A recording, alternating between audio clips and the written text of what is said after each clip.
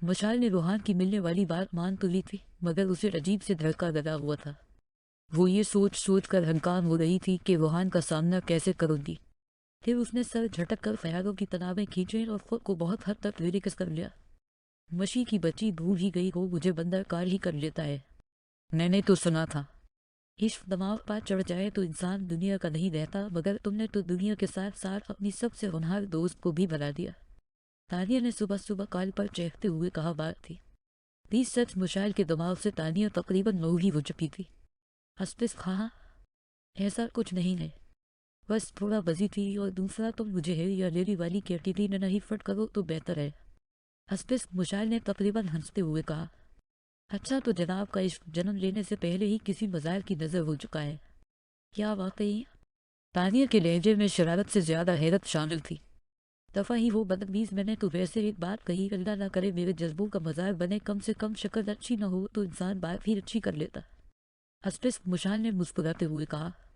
हाँ तुम अब मेरी शक्ल पर उतर आओ, कोई नहीं कभी कोई हमारा भी छोटा मोटा शहजादा आएगा, हमारी घनीली ज़ल्फों को स्याह बादलों से तशबीह देगा, हमारे गुलाबी लबों को फूलों से बेहतर कहेगा, हमारी आंखों को सात झेलों से ज्यादा गहरा साबित करेगा, हमारी चाल को पूरे 5 वजारों से बदतर तस्वीर करेगा, और तुम्हारी इस कदर तेजी से चलती हुई जबान को दो धारी तलवार से ज्यादा काटदार कहेगा जो लमूने बेड़े कभी बेड़ा गर्क कर देती है। हस्पिस तानिया अपने बनाए अस्तारों में गुम होने ही लगी थी कि मशाल ने अपना लकमा दिया, जिस पर दोनों खिड़खिड़ाकर हंस पड़े। अच्छा सुना, कैसी हो रोहान, कैसा है? तुम्हारा हादी की तरफ का बुखार उतरा कि नहीं? तानिया ने एक ही सांस में 2-3 सवाल पूछे, जिसके जवाब में मशाल ने उसे तमाम तफसीर बता दी और साथ ही रोहान की मिलने वाली ख्वाहिश भी बता। यानी हादी की अब पक्की पक्की छुट्टी हो गई। तानिया ने मशाल के खामोश होने पर कहा। यार मैं तो यही चाहती इसकी छुट्टी हो जाए, लगता तो यही है, अब कोई उम्मीद या ख्वाहिश नहीं पालेगा, देखें अब क्या होता है। मशाल ने फिक्रमंदी से कहा। यार मशी मेरी मानो तो रोहान से बात करके उससे कहो कि अपनी उन्हीं को तुम्हारे घर भेज दे। तानिया ने सकरात की कब्र पर लात मारते हुए मशूरा दिया। पागल हो तुम तानिया, अभी ये सब मुमकिन नहीं। तुम जानती ना मैंने हादी को और ममा को इस बुनियाद पर इनकार किया कि अभी मैं शादी के लिए तैयार नहीं ना ऐसा कुछ सोचना चाहती, और तुम चाहती कि सबको पता चले मैंने असल में इनकार क्या हुआ। मुशाल तानिया की अक्लमंदाना नसीहत पर तकरीबन तगमला उठी थी। हाँ ये तो मैंने सोचा ही नहीं था। तानिया खजालत आवेज लहजे में गबला हुई। अस्पिस खैर ये मुलाकात वाला क्या सैन है, कुछ हमें भी बताया जाए, अकेले अकेले क्या बुल खुलाई जा रहे हैं। तानिया का लहजा शरारत से भरपूर था। दफा हो बदतमीज, कोई सैन नहीं है। मुलाकात का फिलहाल बस रूहान ने मिलने की ख्वाहिश जाहिर किया है। मैं तो ये सोच सोच के पागल हो रही कि कैसे कर पाऊंगी। नशाए ने उलझते हुए तानिया की बात का जवाब दिया। क्या करना है यार, हद हो गई, सिर्फ बैठना, अपने आशिक के नामदार के रूबरू निगाहों का कंकशन, एक दूसरे को जी भर के तकना, फिर धीरे धीरे आंखों के रास्ते सर से पाँव तक दिल में उतारना।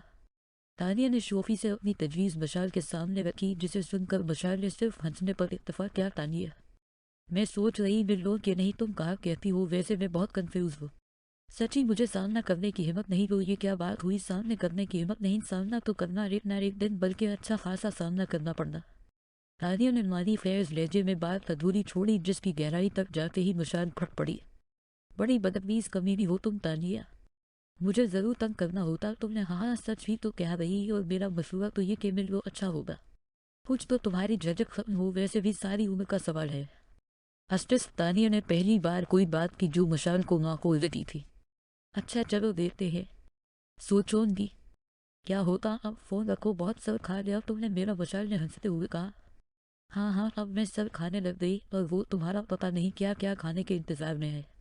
तानिया चहकी तो मशाल ने उसे 2-4 बुरे अलकाबात से नवाज कर फोन रख दिया। अस्पिस मुशाल बेटा तुम्हारा कॉलेज कब से ओपन हो रहा, कितने दिन हो गए, ना तुमने बताया ना मैंने पूछा। मुशाल की ममा ने खाने की मेज पर अचानक पूछा तो मुशाल ने चौंक कर उनकी तरफ देखा, फिर कुछ कहने ही लगी थी कि अचानक इसे कुछ याद आया। अभी नहीं पता ममा, लेकिन इसी महीने शहीद क्लास से स्टार्ट हो जाए, कंफर्म डेट नहीं कोई मसाल में वहाँ से मिलने वाली बात सोचकर वो मोल सा जवाब दिया बुझाती थी। कॉलेज के बहाने ही रोहान से मुलाकात मुमकिन है। रोहान का कुछ पता नहीं कब मिलने का कह दे, और वो ममा को कोई और डेट बताकर मुश्किल में नहीं पड़ना चाहती थी। अस्पिस सारा कुछ मुशाल की मर्जी के मुताबिक हो रहा था। रात को हादी की ममा और पापा आए थे अपनी आखिरी सी कोशिश करने, मगर मशाल की ममा ने बड़े सलीके से उन्हें ये जता दिया कि आप अगर बेटे का कहीं और करना चाहते हैं तो हमारी तरफ से इजाज़त है। हफ्ते से 2-4 दिन गुजरे ही थे कि रूहान ने मिलने की बात दोबारा की। उसने ये भी कहा, अगर तुम्हें एतराज़ या कोई मसला तो कोई बात नहीं, लेकिन मशाल ने मना नहीं किया। दरअसल मशाल को रूहान के घर में चंद लम्हे बैठना चाहती थी, जानना चाहती थी, समझना चाहती थी रूहान को। हस्तिस अच्छा है, लेकिन अभी नहीं, आपको तो पता कॉलेज आते जाते ही ये मुमकिन है, और फिलहाल मेरा कॉलेज ऑफ। मशाल ने अपना मसला बताया, मुझे कोई एतराज़ नहीं, जब तुम्हें आसान लगे तब सही। ने तो ये भी कह रहा, अगर तुम्हें मुनासिब नहीं लग रहा तो भी मैं खुश हूँ। रूहान ने मोहब्बत भरे लहजे में कहा, नहीं नहीं, मुनासिब नामुनासिब का कोई रेशो नहीं, कुछ दिन सब्र कीजिए। मशाल ने कहा तो रूहान खिल उठा। हस्तिस मशाल को पता नहीं क्यों रूहान से किसी किस्म का खौफ या डर महसूस नहीं होता था। बस मसला था कि रूहान का सामना करना जो उसे मुश्किल लग रहा था, वो भी ऐसे लम्हात में जब उनके दरमियान तीसरा कोई नहीं मौजूद होना। मगर जो भी था, इसका दिल भी रूहान की कुर्बत के लिए मचल रहा था। एक बार की समझ नहीं लग रही मुझे तानिया, ये रूहान मिलने को इतना बेताब क्यों हो रहा। मशाल ने सुबह सुबह तानिया को फ़ोन लगाया और बगैर कुछ सुने ही सवाल डाल दिया। हस्तिस मुझे ये बेतका सा सवाल करने के लिए मेरी करो हारियत की नींद हाँ जरूरी थी क्या? तानिया ने सोती जागती आवाज़ में कहा। साफ लग रहा था वो गहरी नींद से बेदार हुई थी। इंसानों की तरह मेरे सवाल का जवाब दो, जिसे तुम करोड़ों मालियत की नींद समझ रही हो। तुम्हारी शादी हुई तो 2 टके की रह जानी। मशाल तकरीबन दहाड़ते हुए बोली, हाय 2 टके की कैसे मशी? तुम्हारा मतलब है मेरी नींद कुर्बान हो जाएगी? यानी कितना प्यार करने वाला बंदा नसीब होगा मुझे जो अपनी नींद और मेरी नींद पर मोहब्बत को तरजीह देगा। हाय ऐसी मोहब्बतों पर हजारों नींदें वार दो ने तो अस्पिस तानिया की बच्ची ख्वाब देखना बंद करो। जो पूछा इसका सीधे तरीके से जवाब दो। मशाल वसा करते करते भी तानिया की बात पर हंस पड़ी थी। यार मशी देखो, तुम्हारे सवाल का जवाब यह है कि तुम्हारा जो आशिक है वो तुम्हारी कुर्बत महसूस करना चाहता, तुम्हारे गुलाब नुमा चेहरे को उंगली की पूरों से छूकर दिल में उतारना चाहता, तुम्हारी आंखों में आंखें डालकर ये देखना चाहता है कि जज्बों ने कितनी हद तक मौजूद है। तुम्हारे गालों पर मोहब्बत और कुर्बतों का पड़ता सूख दिलदार जलन देखना चाहता।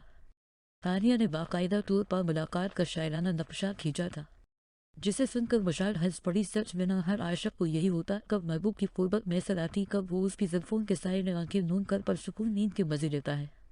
तानिया तुम्हारे अंदर सुबह सुबह कौन सा शायर दाखिल हो गया है? मशाल ने हंसते हुए कहा, बेटा तुम मरो तो सही, ये उलझी उलझी बातें समझ में आ जाएगी, रूहान समझा देगा।